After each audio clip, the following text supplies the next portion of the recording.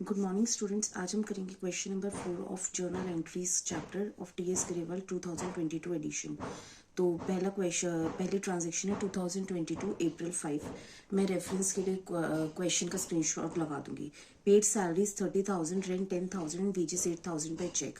तो इसका मतलब हमने ये खर्चे दिए हैं बट बाय चेक। तो खर्चे हैं, एक्सपेंसेस है, तो एक्सपेंसेस पे नॉमिनल अकाउंट का रूल लगेगा, debit all the losses and expenses, credit all the income and gain.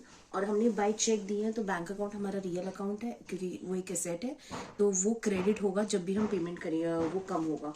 तो एंट्री होगी 2022 अप्रैल 5, 2022 अप्रैल 5। अब हम सारे खर्चे डेबिट करेंगे और क्रेडिट करेंगे बैंक अकाउंट। तो खर्चे क्या क्या हुए हमारे? Salaries account, debit 8,000, sorry 30,000। Rent account 10, rent दिया हमने 10,000 रुपये, 10,000। वेजेस दिए हैं हमने 8,000 और टोटल सारा मिला के हमारा हुआ है 48,000। तो to bank account 48,000 being expenses paid. ऊपर लिखेंगे जर्नल। अगर किसी का नाम होता तो आता है in the books of Ram, in the books of Ram, ऐसा कुछ नहीं है। ठीक है, नेक्स्ट एंट्री है अप्रैल 15। अप्रैल 15 पे क्या एंट्री हुई है? सॉरी, अप्रैल 7। अप्रैल 7 पे क्या एंट्री है? Purchase goods from Hari for 30,000 at 10% trade discount and 2% cash discount, payment was made immediately. इसका मतलब हमने 30,000 का सामान खरीदा और हरी ने हमको 10% ट्रेड डिस्काउंट दिया। ट्रेड डिस्काउंट वो होता है जो हमें एक्स्ट्रा सामान खरीदने पे, ज़्यादा बल्क ऑर्डर्स देने पर मिलता है। तो हमारा डिस्काउंट रिसीव्ड है, डिस्काउंट रिसीव्ड हमारी इनकम है, तो वो क्रेडिट होगी टू डिस्काउंट रिसीव्ड। परचेजेस करी है हमने, तो परचेजेस किसी से भी करी हो, अगर हमने कैश पेमेंट करी है तो उसका नाम नहीं आएगा। टू कैश, कैश एक हमारा रियल अकाउंट है तो कम होगा तो क्रेडिट। और परचेजेस अकाउंट डेबिट। ठीक है, अब आप देखिए 30,000 की हमने परचेजेस करी थी और 30,000 में से 10% ट्रेड डिस्काउंट है, तो 10% हमारा कहीं भी एंट्री नहीं होती, वो डायरेक्ट रिड्यूस हो जाता है, तो हो गया 27,000। ठीक है, डिस्काउंट रिसीव्ड कितना है? 27,000 का 2%। ठीक है, 2% ही था, तो 2% हो गया इज इक्वल टू 540 रुपीज़। तो 540 यहाँ जाएगा और बचा हुआ बैलेंस हमने उसको इमीडिएटली बेसिस पे कर दिया, इसलिए हमने उसको क्रेडिटर क्रिएट करने की कोई रिक्वायरमेंट ही नहीं है। 26,460 rupees being purchases made. Okay, next entry है अप्रैल 15। 15 अप्रैल को हमने क्या किया? Paid to Raju 5,000 in cash and 7,000 by cheque. हमने राजू को पेमेंट करी है तो राजू इज द रिसीवर, तो debit the receiver, credit the giver का रूल लगेगा। राजू अकाउंट डेबिट टू, हमने दो मोड्स में पेमेंट करी है तो दोनों हमारे एसेट होते हैं तो कम होते हैं तो उसको क्रेडिट कर देंगे। To cash account, to bank account. अब हमने राजू को कितनी पेमेंट करी है? 12,000। To cash 5,000, to bank 7,000 being payment made to Raju. Next entry है अप्रैल 18। अप्रैल 18 को हमने क्या करा है? Goods sold to Roma for 5,000 at 20% trade discount. हमने 5,000 की सेल्स करी है रोमा को, 20% ट्रेड डिस्काउंट है।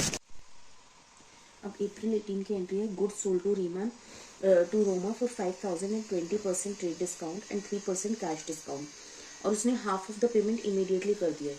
तो देखो, रोमा को हमने सेल्स करी है तो 2 सेल्स तो होना ही है, और पेमेंट भी करी है तो पैसे आए हैं, तो पैसे आए हैं तो कैश अकाउंट डेबिट। फिर हमने उसको डिस्काउंट भी दिया है पैसे देने के लिए, तो डिस्काउंट हमारे लिए खर्चा हो गया। खर्चे के लिए क्या होता है? Debit all the losses and expenses. तो जो डिस्काउंट अलाउड, अगर हमें डिस्काउंट मिलता है तो हम उसको डिस्काउंट रिसीव कहते हैं, डिस्काउंट पेमेंट करते हैं, मतलब किसी को डिस्काउंट देते हैं कम पेमेंट करने के लिए, तो उसको डिस्काउंट अलाउड कहते हैं। लेकिन उसने पूरी पेमेंट नहीं करी तो उसको डेटर भी क्रिएट करेंगे, तो रोमा अकाउंट। तो ये पूरी ट्रांजेक्शन होगी हाफ पेमेंट के लिए और ये पूरी होगी हाफ पेमेंट के लिए। टू सेल्स अकाउंट, लेकिन सेल्स भी हम after trade discount receive record करेंगे। तो 5,000 की सेल में से माइनस करेंगे 20% ऑफ 5000, दैट इज 1000, तो 4000 की पूरी ट्रांजेक्शन रिकॉर्ड करेंगे। 1000 की कहीं एंट्री होगी ही नहीं।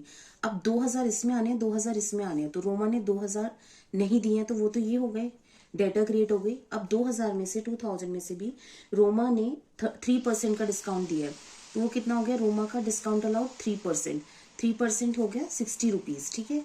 तो बचे इसमें से 60 माइनस कर देंगे तो बचेंगे 1940 रुपए। तो पूरी 4000 की ट्रांजेक्शन हो गई being payment, being sales made to Roma,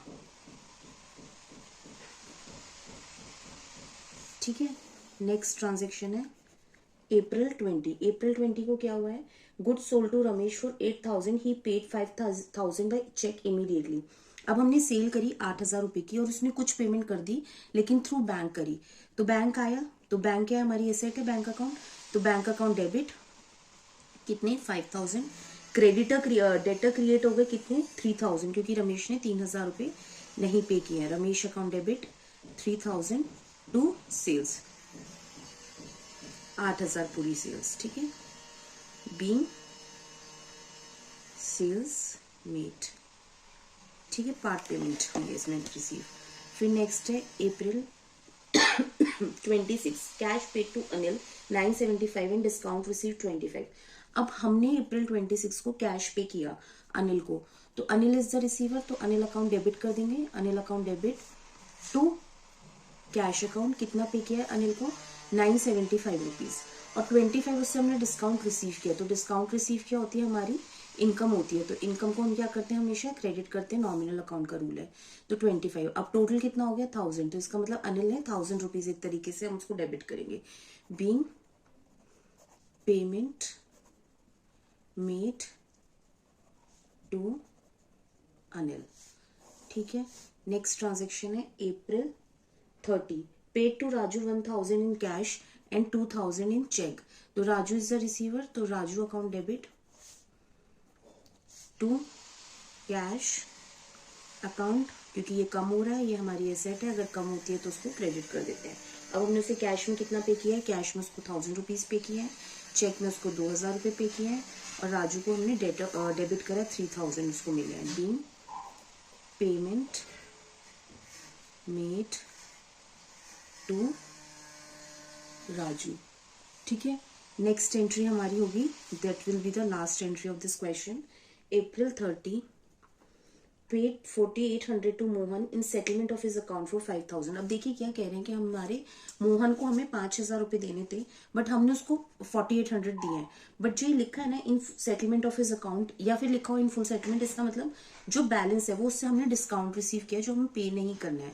तो एंट्री होगी मोहन अकाउंट डेबिट, मोहन का कितने का अकाउंट था 5000, टू हमने उसको क्या दिया है, पैसे दिए हैं, कैश दिया है, तो to cash account, cash credit होगा, कितने रुपए दिए हैं 4800, और बचे हुए 200 रुपये क्या है, टू डिस्काउंट, हमको डिस्काउंट रिसीव हुआ है वो हमारी इनकम हो गई, टू डिस्काउंट रिसीव्ड अकाउंट, ठीक है, बीइंग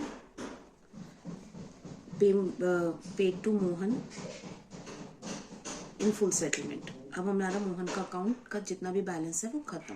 अगर ये फुल सेटलमेंट वर्ड नहीं होता तो मोहन को हम 4800 से ही डेबिट करते, 200 रुपये उसे हम बाद में देते। तो बच्चों ये क्वेश्चन हमारा यहाँ पे फिनिश हुआ। Thank you so much. Reference के लिए मैं इसका पूरे आंसर का स्क्रीनशॉट लास्ट में पेस्ट लगा दूंगी।